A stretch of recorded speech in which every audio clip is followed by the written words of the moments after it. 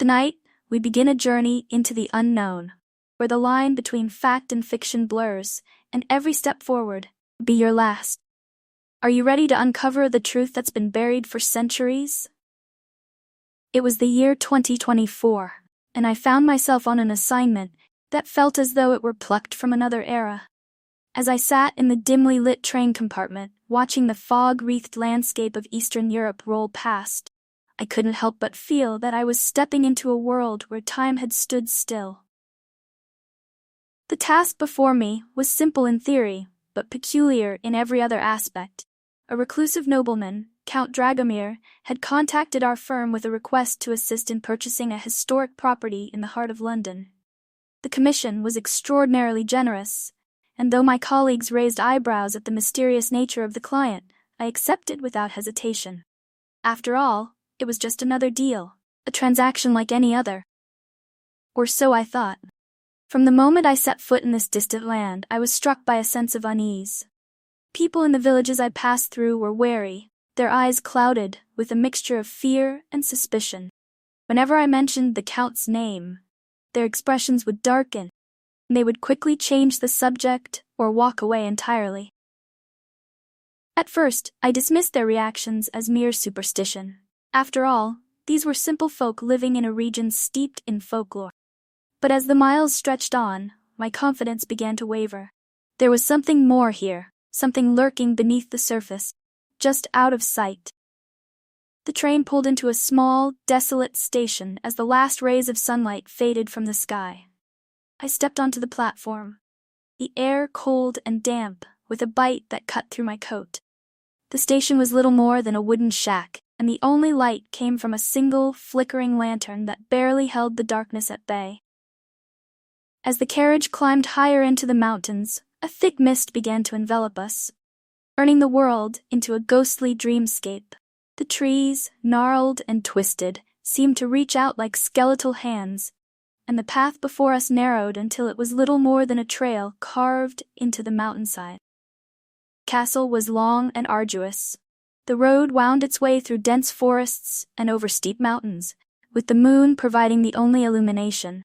The silence was absolute, broken only by the rhythmic clatter of the horses' hooves and the occasional rustle of leaves as something unseen moved through the underbrush. As the carriage climbed higher into the mountains, a thick mist began to envelop us, turning the world into a ghostly dreamscape. The trees, gnarled and twisted, seemed to reach out like skeletal hands, and the path before us narrowed until it was little more than a trail carved into the mountainside. I tried to engage the driver in conversation, but he remained silent, his eyes fixed on the road ahead. His presence was unsettling, more like that of a shadow than a man, and I found myself retreating into my thoughts as the oppressive atmosphere closed in around me.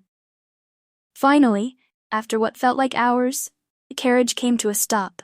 The mist parted just enough to reveal the silhouette of a massive structure looming in the distance.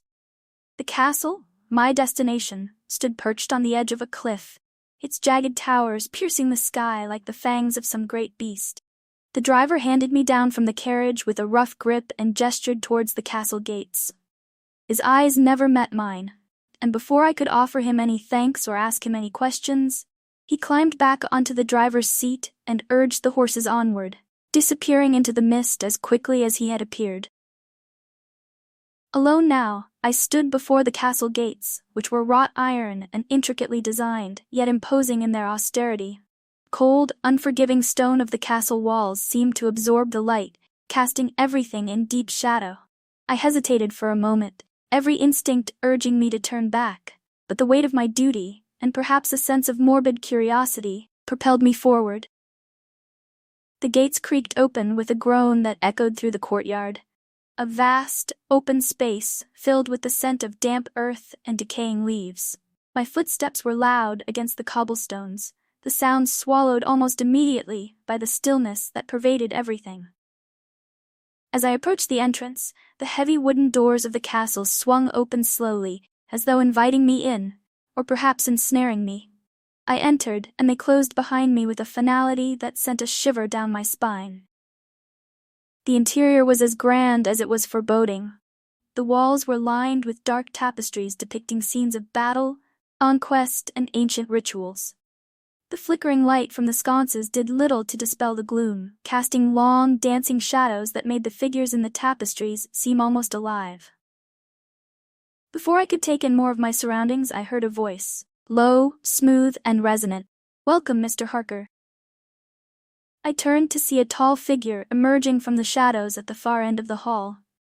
He moved with a grace that seemed unnatural for his size, and as he stepped into the light, I could see that his features were sharp, almost angular, with high cheekbones and deep-set eyes that seemed to gleam with an inner light. "Count Dragomir," I replied, my voice steady despite the growing unease gnawing at my insides. The Count inclined his head slightly in acknowledgement, a faint smile playing on his lips. "I trust your journey was not too arduous?" "Not at all," I lied, not wishing to offend my host. "Though I must admit the landscape here is quite different from what I'm accustomed to." "Indeed," the Count said, his smile widening just enough to reveal a set of unnervingly sharp teeth. "This land is ancient, Mr. Harker. It is steeped in history and legend, but please come, you must be tired from your travels."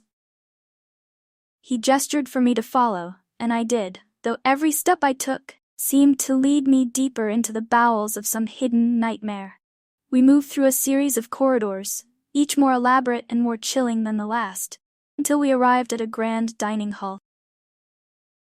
The hall was vast, with a long table set for one. The feast laid out before me was sumptuous, a spread that could rival any banquet in London, yet there was something off about it, something I couldn't quite place. "I must apologize for the lack of company," the Count said as he stood by the head of the table, his hands clasped in front of him. "I prefer to dine alone, but I insist you enjoy the meal. You must be famished." Despite the unease gnawing at my gut, I sat down and began to eat. The food was rich, almost too rich, and the flavors were so intense they seemed to overwhelm my senses. All the while the Count stood in the shadows, watching me with an intensity that made my skin crawl. I tried to make conversation, asking him about his plans for London and the property he intended to purchase. His answers were polite, but vague, his interest clearly more in observing me than in discussing business. When the meal was finished, the Count led me to my chambers. The room was opulent, with high ceilings, heavy drapes, and a massive four-poster bed that looked as though it hadn't been slept in for centuries. Fire crackled weakly in the hearth, barely warming the air. "I trust you will find everything to your liking," the Count said, his voice softer now, almost a whisper. "If you need anything, do not hesitate to call." With that, he left me alone in the room, the door closing behind him with a quiet click. I stood there for a moment, the silence pressing in around me like a physical weight. I moved to the window and looked out into the night. The landscape was shrouded in darkness, the mountains and forests barely visible in the pale moonlight. There was no sign of life, no movement, only the endless black expanse that seemed to stretch on forever. As I turned away from the window, I noticed something odd. A mirror on the far wall, but when I approached it, I realized it was not a mirror at all. The glass was dark, reflecting nothing, as though it was a void, an absence rather than a reflection. An irrational fear took hold of me then, fear that I could not explain, but one that gripped my heart with icy fingers. I tore my gaze away and forced myself to prepare for bed, though I knew sleep would not come easily. As I lay in the massive bed, staring up at the ornate ceiling, my mind raced with thoughts of the Count, the strange events that had already transpired, and of the feeling that I was being drawn into something far beyond my understanding. The last thing I heard before sleep finally claimed me was the distant howl of a wolf, a sound that seemed to carry with it a warning, a reminder that I was far from the safety of home. What will Jonathan discover within the dark walls of Count Dragomir's castle? Will the secrets he uncovers drive him to the edge of sanity, or will he find the strength to face the horrors that await? The journey has just begun, and there's much more to reveal. Make sure to hit that subscribe button and turn on notifications so you don't miss the next chapter of this chilling tale. Trust me, you won't want to miss what comes next.